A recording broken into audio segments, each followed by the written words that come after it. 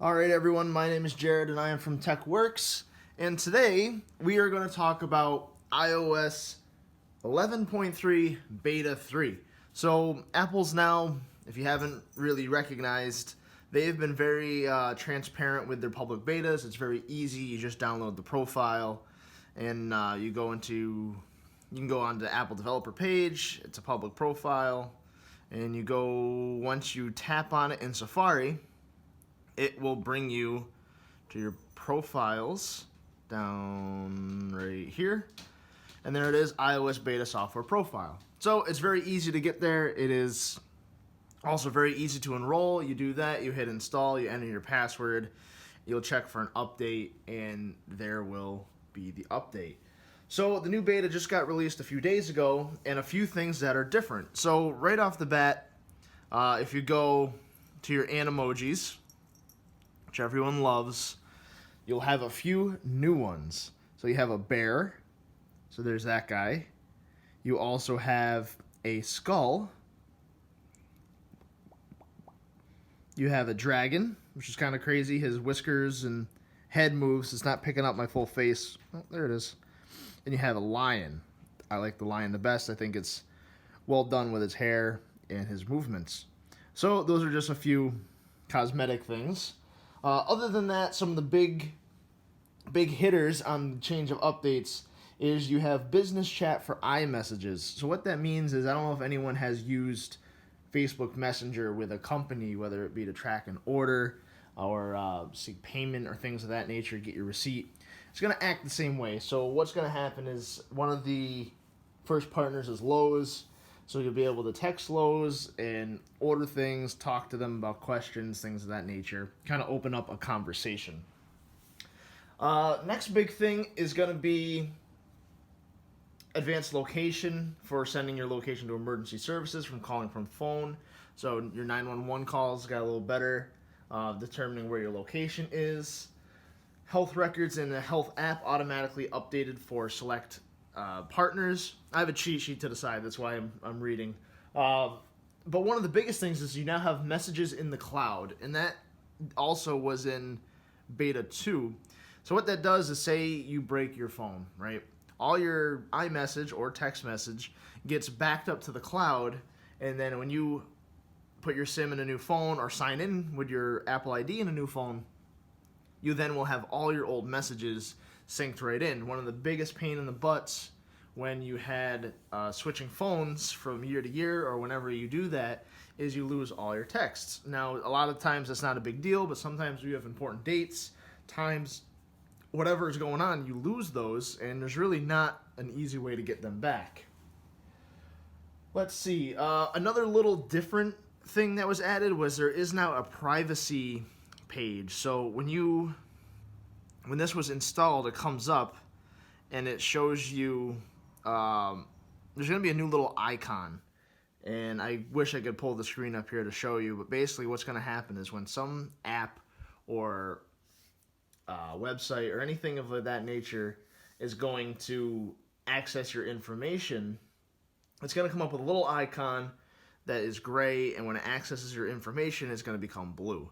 So it's basically just going to help show you that when apps are actually using your information, similar to when location is using your location. You get the little outlined triangle guy, and now you'll get, I think it's a little person sort of icon that you'll have. Let's see, the next thing with the iPhone 10, when you get an app, let's see if it shows up. I'll try to do it here to a free app. It's going to have you confirm with your side button, which it did have before, but basically when I do that, see, there it goes, double click to install, confirm with side button. So you're not necessarily always just going to immediately download the app when you click on it. It is going to prompt you to, if you actually want to do it or not. Let's see. There was a new splash screen for when you get onto the App Store for the first time. New podcast, plays episodes with one tap rather than having to click through a bunch of things. Let's see. Messages in iCloud now include a confirmation dialog when deleting. So that's an easy one to show. You go in here. We'll do this automatic message one. You hit delete. Would you like to delete this conversation? It will be deleted from all your devices. Delete. There you go. So in the last beta, that was kind of borked. It actually just had a weird string of characters that would show up, and it wouldn't actually really say anything. So that's good to update. There's a bunch of other little stuff that's changed. iBooks is now just called Books. Oh, this will be a big one for a lot of people. So the whole Apple battery debacle, right, that happens with Apple slowing down based on battery capacity. So when you go into your battery tab of your settings, there is battery health. So you click on battery health, it does let you know it's beta. And this is going to be like a constant monitoring of your battery. If people who have Macs will know that when they go into their system settings, you can see your battery health and cycles and how healthy that battery is. So I don't know if you can see it real good. I'll bring it up to the camera a bit better. It'll show you your maximum capacity and your peak performance capability. So if you look at mine, your battery is supported normal peak performance.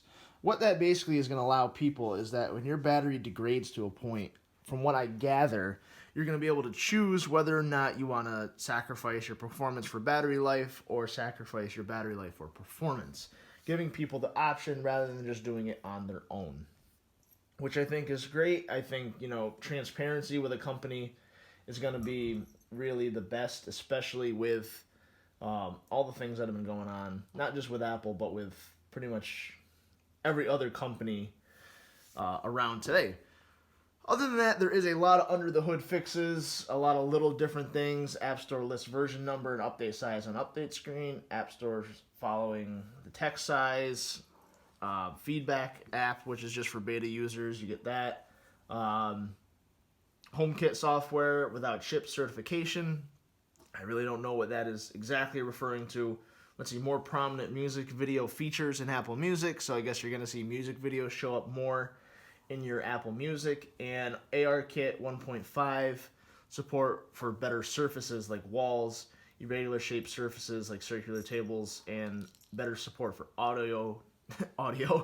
autofocus with higher resolution. So that's going to pretty much do it without getting into a lot of the little details. Some devices haven't got the Beta 3 update just yet.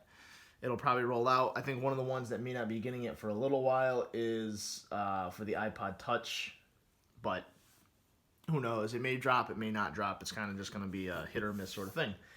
So that was my quick little rundown for iOS 11.3 Beta 3. Beta 3, there probably maybe one or two more updates, and then you'll see the official release drop for everybody. So, again, I am Jared, and I am from TechWorks. This was my quick video on what to expect in the beta. See you in the next one.